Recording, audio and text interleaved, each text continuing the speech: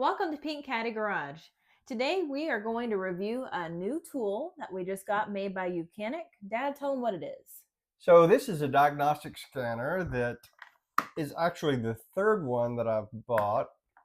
I had Ingenuity, actually it's called Auto Ingenuity, laptop based. I've had that for a long time. I really like it, but it is kind of getting up there and hadn't been updated in a long time, and I didn't like messing with the laptop so much. The second one was Blue Driver, which had some great capabilities and was actually very convenient to use.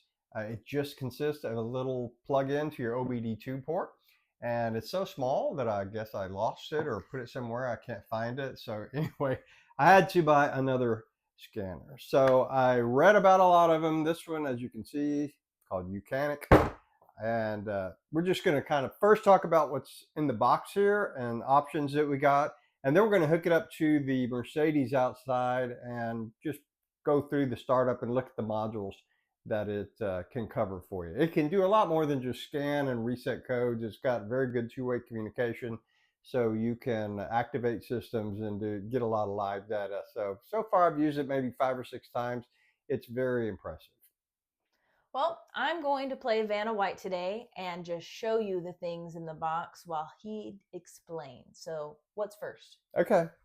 So it comes with a nice hardback case.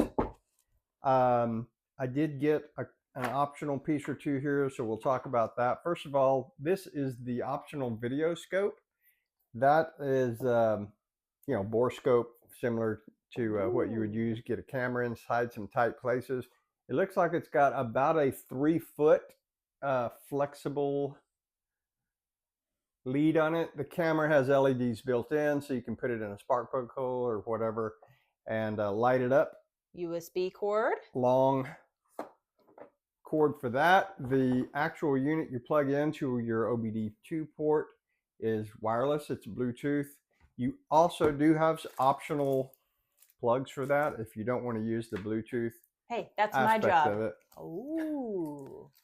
And we have some spare attachments and options for the camera.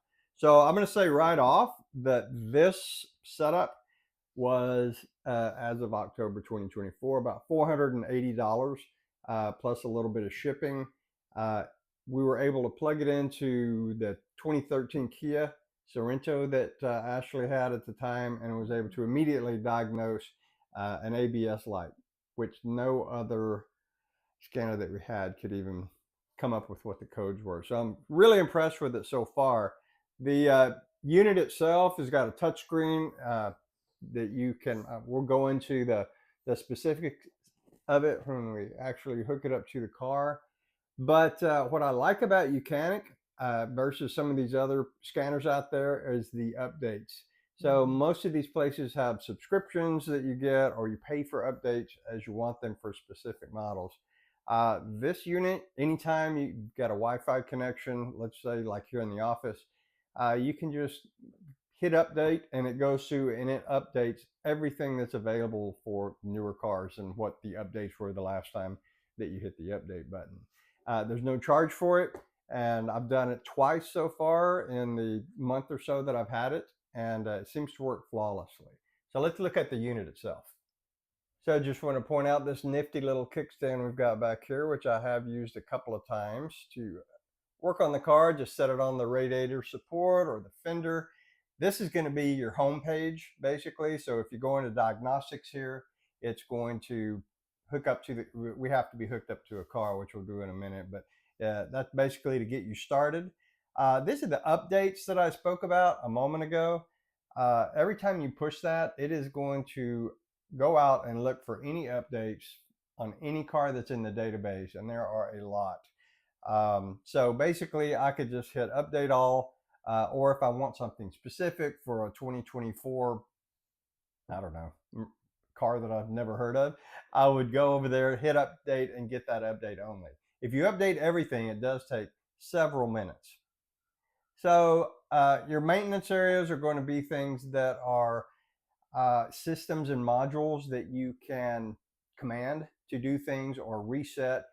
You can do things like change your tire size, program tire pressure monitors, uh, you can see the various, we've got about 15 choices here, I think, of systems that you can go into. So you can pause the video if you want to go over all of those, but there's quite a bit here that you can, I've used this electronic parking brake a couple of times just when I'm changing pads and things like that.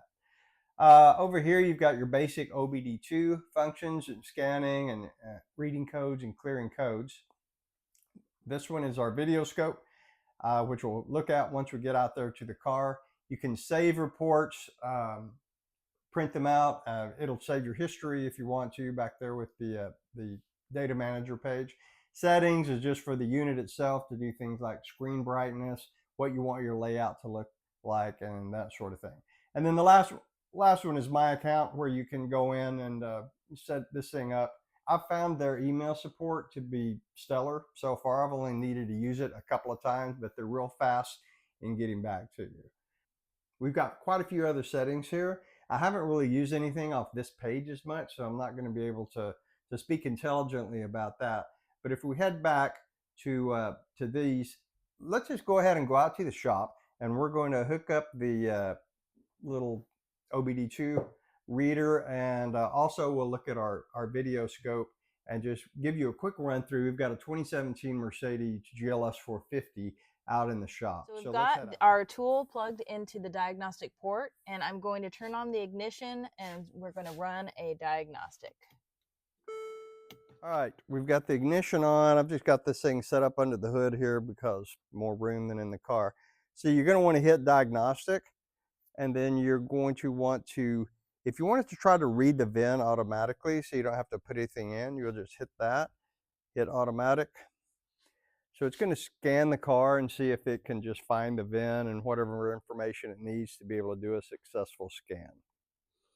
All right, so you've got, we're in.